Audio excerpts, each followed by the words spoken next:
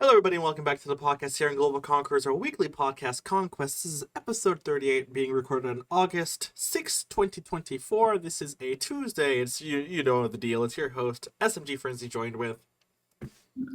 AssassinADC, as you guys know me. Yeah, we're back for the weekly podcast as always. Recording this a little past the day we usually record this, but hoping we would get more news, but it didn't seem like it. So usually it happens after we record or the day after it. But it's pretty short today. But like you said, we're still going to reproduce as much as we can for the weekly podcast. So with that being said, hope you guys enjoyed this episode, and we're gonna get right into it. So start us off, Mokhtar, like Yeah, we'll start always. off with our esports and gaming news, with the biggest news of the week being Game Informer, the well-renowned GameStop gaming magazine. Unfortunately, has shut down after 33 years. Game Informer posted an update on their Twitter and website stating the following: After 33 years. 33 thrilling years of bringing you the latest news, reviews, and insights from the ever evolving world of gaming, it is with a heavy heart that we announce the closure of Game Informer. From the early days of pixelated adventures to today's immense immersive virtual realms, we've been honored to share this incredible journey with you, our loyal readers. While our presses may stop, the passion for gaming that we've cultivated together will continue to live on. Thank you for being part of our epic quest, and may your gaming adventures never end.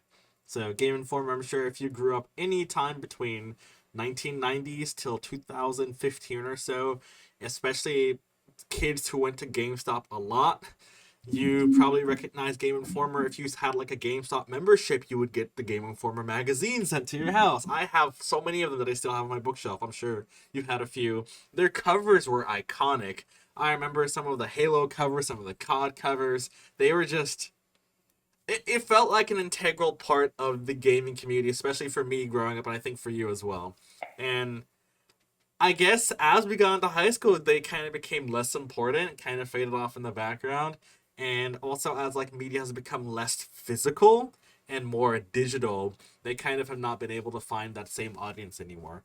So I don't think anyone is surprised that Game Informer shut down.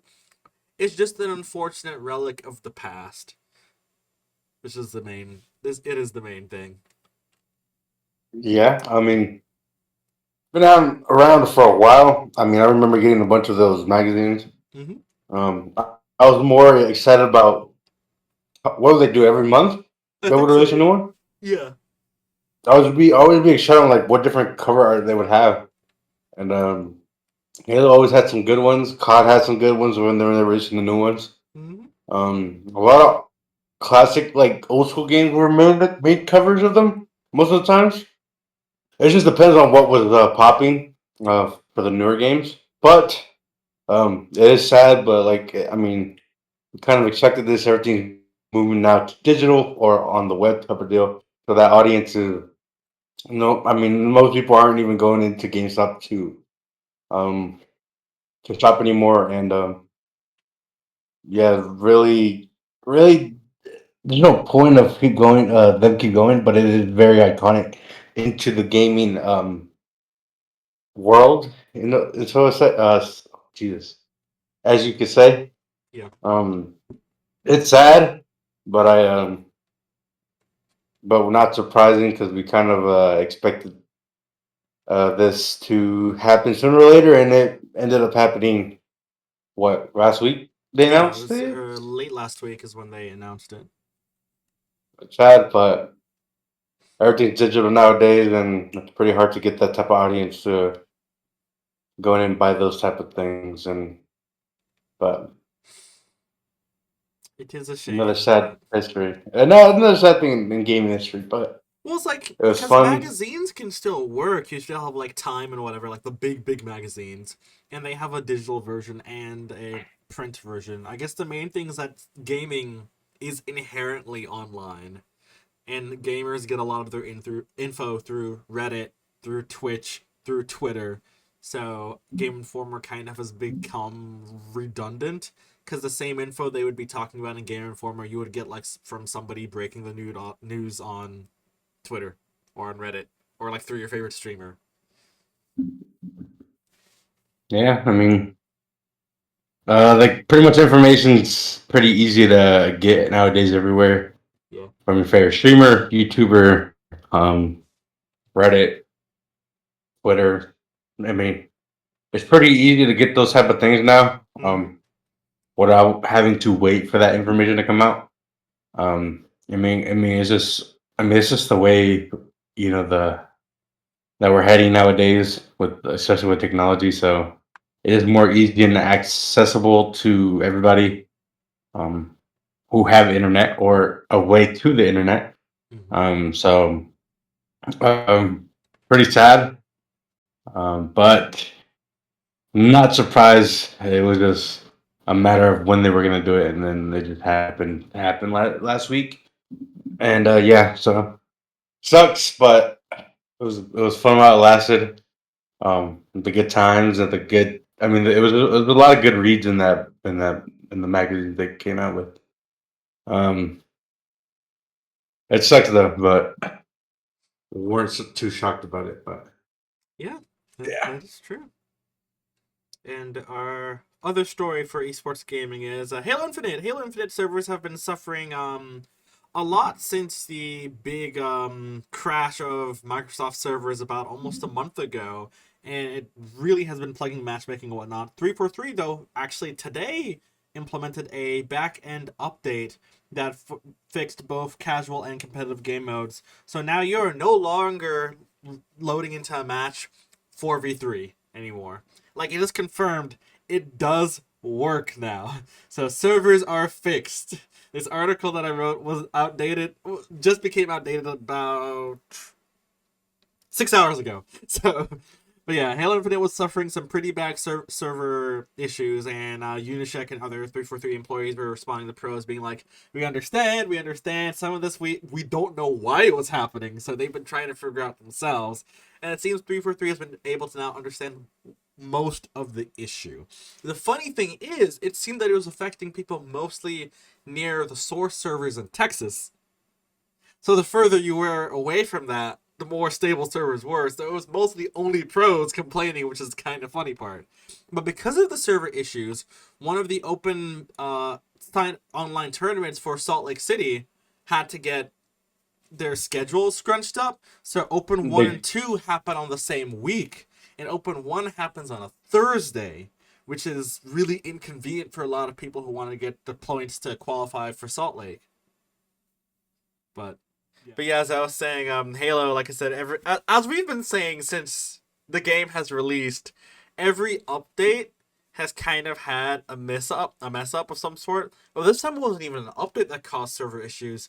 It was just global internet for Microsoft going down that caused long lasting issues that they've now just remedied after a month.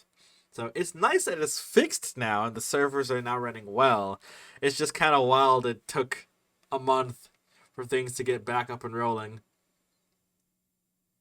like you said, we talked about this a lot. Yeah.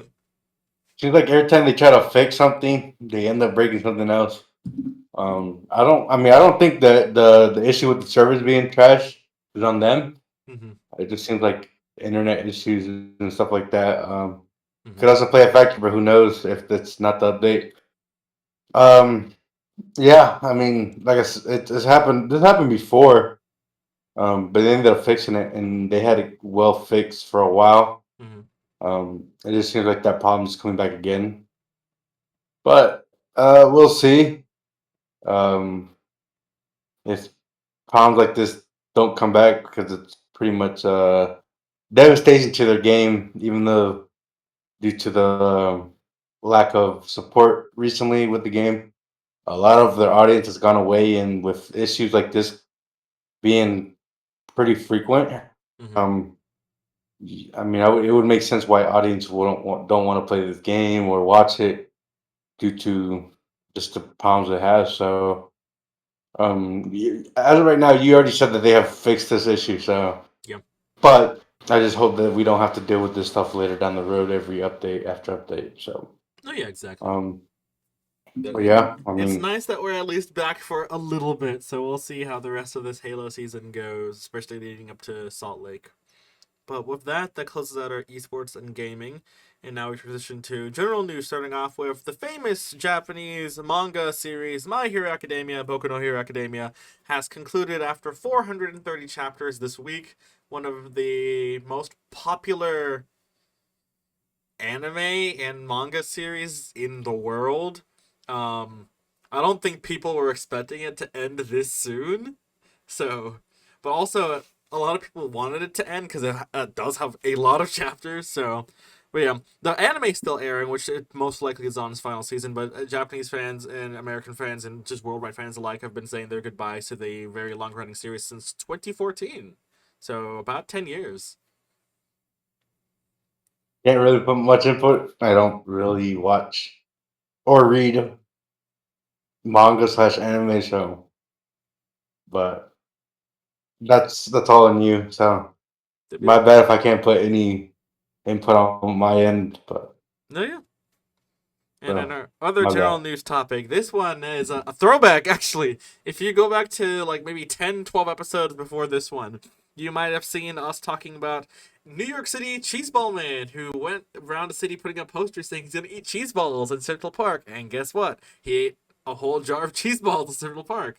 Well, a week ago, YouTuber Anthony Poe revealed that he, all along, was the NYC Cheeseball Man. He showed his behind the scenes setup, the interviews the news had of him, his charity events that he did, and of course the moment that we all saw live, him going to Central Park, putting on the mask beforehand, walking to the crowd, and not being a competitive eater, but eating an entire tub of cheese balls.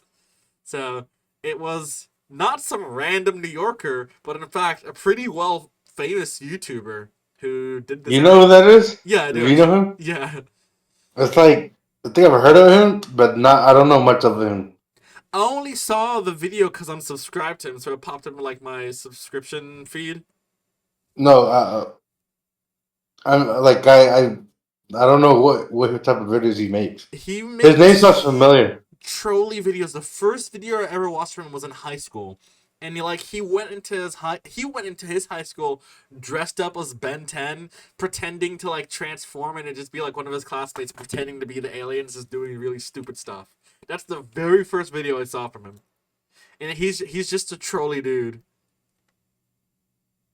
No, I don't know much about him. So just I've heard about him, but I don't know anything about him. Yep. Like his name came up before. I think someone said something about him before, and it just came up. But I don't really know him like that. But I mean, is he planning to do this again next year, like he said he would? Well, probably considering that he's also like done media events and meet and greets and all sorts of other stuff. I think Cheeseball, but he also said Cheeseball Man can be anyone. Anyone can be Cheeseball Man. Anyone can do their own Cheeseball Man events. So will he do some? Probably, but he's also encouraging other people to be their own Cheeseball Man. He's gonna be that guy. Yeah. No, I mean, I guess it was. I mean, it didn't really hurt nobody, so No, yeah, exactly. If anyone got it was. hurt, it was himself. Yeah, because he hates what?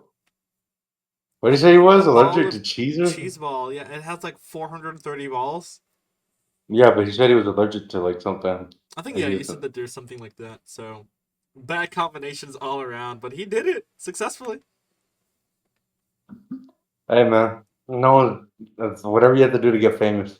Exactly. Oh, he was already famous though. I mean, I guess more popular without. I don't know.